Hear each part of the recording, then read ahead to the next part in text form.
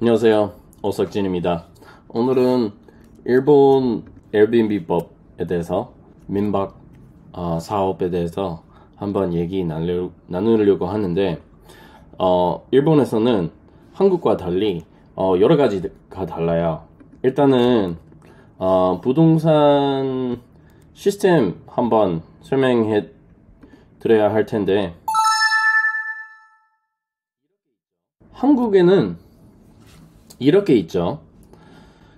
나, 그리고 공개중개사, 그리고 집주인, 이렇게 있는데, 공개중개사가 집주인한테 연락이 가능하고 해야 이제 계약 진행되는데, 나도 이제 집주인을 만날 수 있고, 보통 계약할 때 집주인 만나잖아요.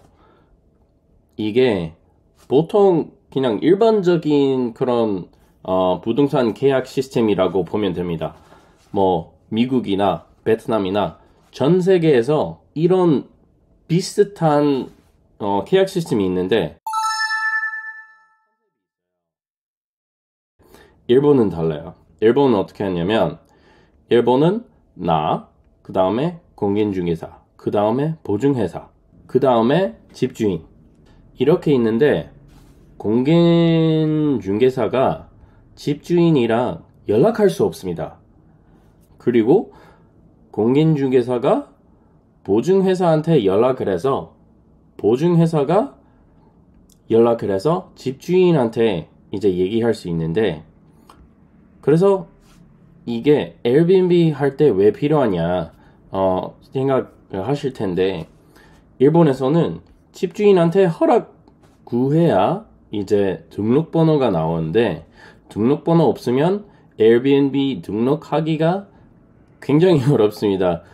자체가 안 됩니다. 그래서 이런 시스템 때문에 조금 이상한 거 많이 생겨요.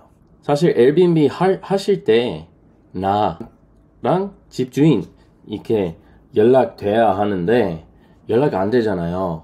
그래서 집주인한테 연락할 수 있는 방법을 찾으면 됩니다. 그래서 저희가 그 방법을 찾았는데 다른 영상에 설명드릴게요. 근데 이렇게 부동산 시스템이 있어요. 좀 이상하죠? 그래서 또 다른 하나가, 집주인이 이제 법적으로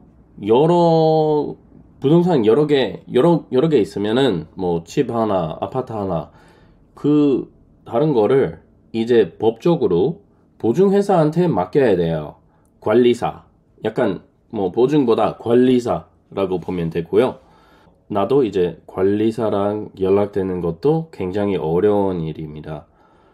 네, 그래서 일본이 이렇게 되어 있는데, 한번 민박업에 대해서 얘기 나누도록 할게요.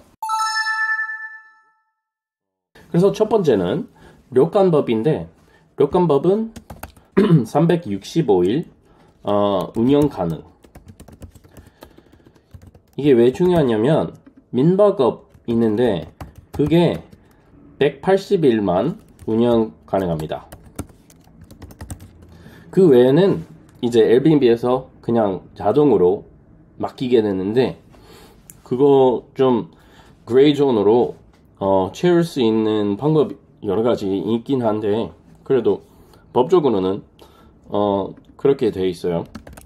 그리고 스페셜 에코노믹 존, 뭐 특정한 경제적 지역 이런 것들 있는데, 뭐 오사카 남바 같은 경우는 스페셜 에코노믹 존이에요. 그래서 거기서 1년 내내 이제 운영 가능한데, 이게 잘 없어요. 그래서 그냥 료칸이랑 민파크, 이 둘은 항상 있으니까 이 둘만 집중할게요. 그래서 료칸법은 되게 빡세고 조금 여러 가지 필요한 조건이 많아요. 근데 민파크보다 더 쉽게 받을 때도 있어요. 그 대신 이제 그 건물에 대한 조건이 아주 중요합니다. 한번 보여드릴게요. 일본에서 료칸법하고 민파크업 어떻게 가능한 지역 이제 보여주는데 여기 지도가 나오거든요.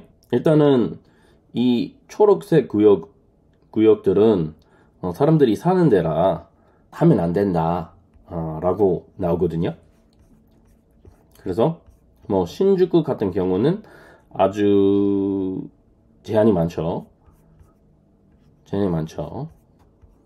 그래서 이렇게 좀 쉽게 에어비앤비 잘 되는 곳을 정리해 놨는데 아사쿠사는 진짜 에어비앤비 많아요.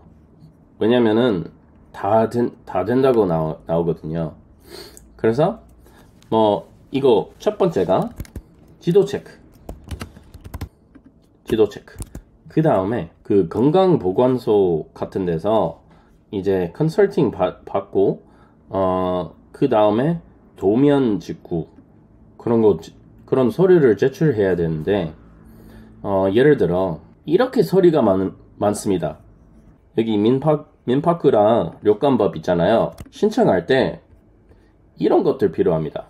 그래서 뭐 도면이랑 안전 체크리스트랑 비상 연락이랑 뭐 쓰레기 버리는 법 그리고 설명서 이런 거 다 필요합니다.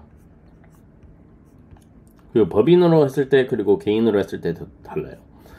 우리는 아마 법인으로 할 텐데 네, 이렇게 지도가 있고요. 그 다음에 이제 허가서 신청하기. 그 다음에 미팅을 잡습니다. 결과에 따라 건물 공사 인테리어. 그래서 건강보건소 만났는데 안 된다 라고 결과가 나오면 좀 공사를 들어갈 텐데 그건 상황에 따라 다를 것 같아요. 료칸법 같은 경우는 프론트 데스크가 필요합니다. 그리고 그 방이 좀 몇 명 받을 수 있냐 이런 것도 규칙이 있어요. 그리고 카메라도 있고 전화 통화도 필요합니다. 그 다음에 이제 소화 방지인데 소화 방지 다들 되게 빡세다고 생각을 하는데 소화 방지는 빡세지 않아요. 그냥 신청하고 이런 그 불 났을 때 그런 알람 시스템만 있으면은 된다고. 그래서 이런 뭐 안전장치 준비. 그 다음에 이제 검토하면은 다 될 거예요. 검토하기. 이렇게 좀 간단하게 정리해 놨는데 사실 할 때 되게 빡세요. 그래서 시간 많이 필요하고 만약에 다른 사람이 일본 할 거면은 한 2-3달 정도 걸릴 거예요. 그래서 좀 얘기 나눴는데 일단 이해되셨는지 되셨으면 좋겠고 여기까지 시청해 주셨으면은 좋겠고 되게 빡셉니다. 일본은 확실히 다른 나라보다 훨씬 빡세요.